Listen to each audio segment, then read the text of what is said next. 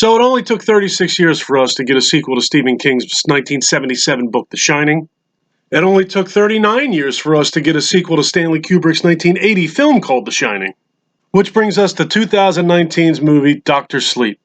So after all these years, was it worth the wait?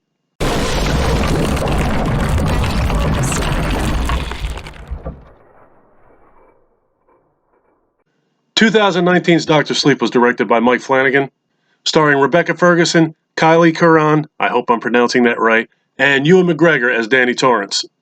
I went into this movie with unreasonably high hopes. If you've watched my previous videos, you get a really good idea how much of a Shining fan I actually am.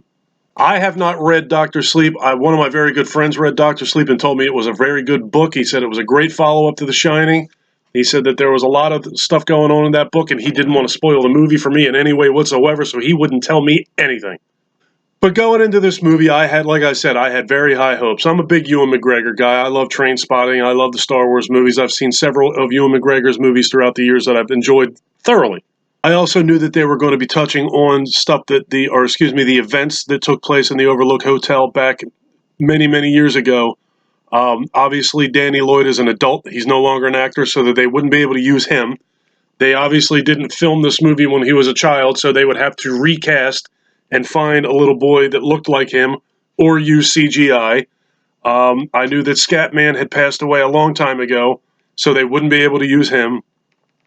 I don't know if any of you have seen Shelley Duvall lately, but they were not going to use her. And I think the one thing that they could have done in this movie that they did not do, and I was actually disappointed in, was they did not use Jack Nicholson in any way.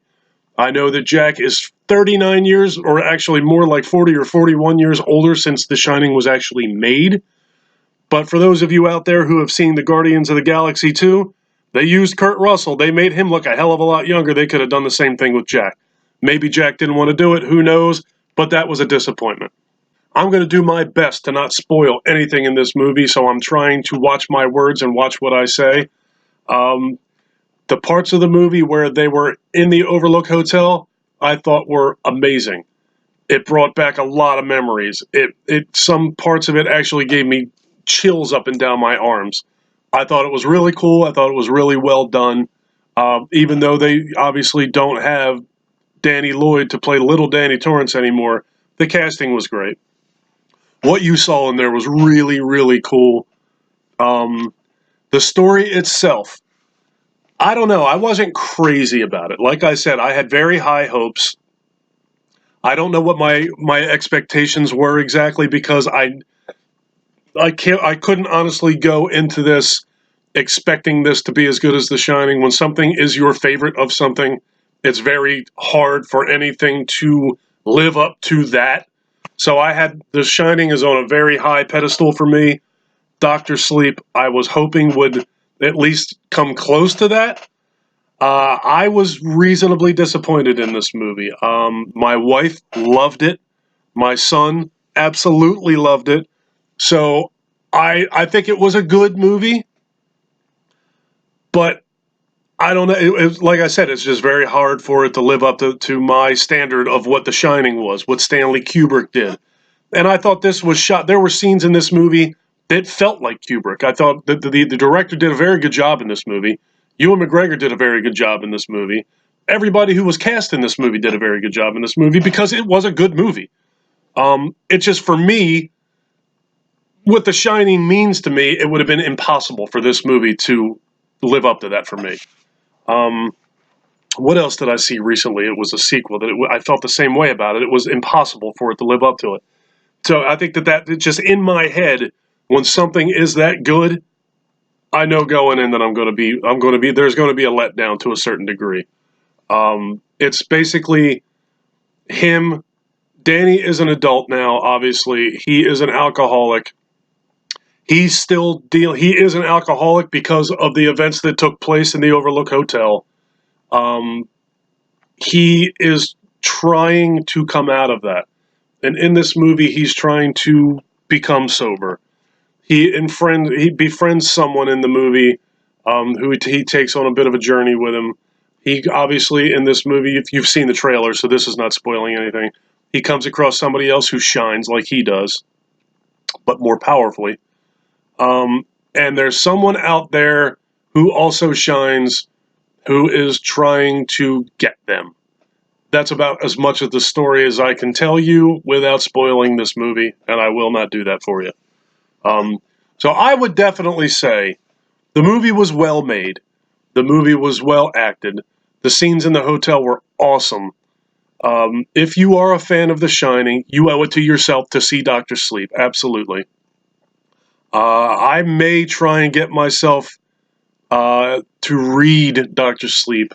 Somewhere along the lines, I became a big fan of reading biographies and self-help books and motivational books. So I try. Reading fiction is very difficult for me now. My mind wanders. I lose interest. But maybe now that I've seen Dr. Sleep, I will try and force myself to read that book. And if I can successfully get through it, I'd obviously do a review of the book as well. But I digress. So back to Dr. Sleep, the movie. I would definitely say, like I was saying, if you're a fan of The Shining, go see Dr. Sleep. Don't listen to this. Don't be, swayed by my opinion of such a high, first movie. It's good. Go see it. Go into there with an open mind. Like I said, it's a very well-made movie, very well acted. The Overlook Hotel scenes are great. So it's worth your time to go see Dr. Sleep. Ewan McGregor is great as usual. He's great in everything. He's just a very good actor, very well cast as Danny Torrance. Very strange to see him speak with an American accent. It's absolutely worth seeing. I would definitely give the movie a thumbs up. I would definitely give the movie 4 out of 5 stars or 8 out of 10 stars or whatever, however many stars, whatever. I just think for me, it's just like everything else that you love. The second time is never as good as the first time. So with The Shining being on the pedestal it was, and for me never have read Dr. Sleep, I have no real point of reference for this movie. I can just tell you what I saw, and what I saw, it was a good movie, but not as good as The Shining. And as I've said many, many times before, do not base your opinions on other people's opinions. Do yourself a favor, form your own opinion, and go see Dr. Sleep. It really is a good movie. All right, folks, that's going to do it for my review of Dr. Sleep. If you like the video, give me a thumbs up. If you really like the video, subscribe to my channel. I would love for you to go on this journey with me. Take care of yourself.